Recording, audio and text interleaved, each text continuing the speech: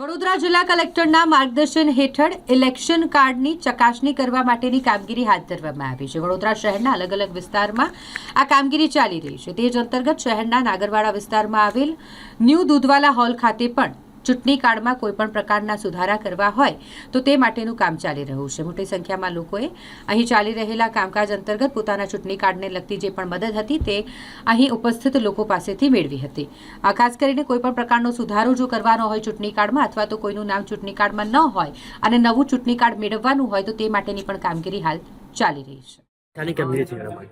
New Nagarwada Doodhwala હોલમાં અત્યારે અમે લોકો ઇલેક્શન બીઓલો આવેલા છે અને બીઓલો અત્યારે વેરિફિકેશનનું કામગીરી કરી રહ્યા છે, જેમાં અમે લોકો અહીંયા સવારે 10:30 થી સાંજે 5:30-6 સુધી પણ અમે લોકો કામગીરી ચાલુ રાખવાના છે।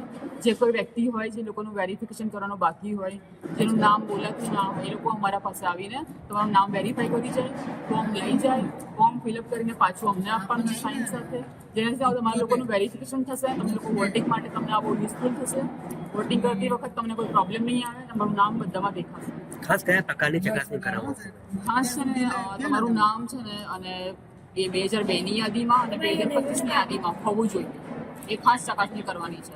જેમાં હશે તો અમે વોટિંગ માટે ઇઝી રહેશે, જો નામ નહીં હોય તો અમને આવીને વાત કરવાની, તો અમે લોકો તમને એમાં હેલ્પ કરીશું કે નામ કેમ નથી, એનું સોલ્યુશન શું લાવવાનું છે, એના માટે અમે બેઠેલા છીએ।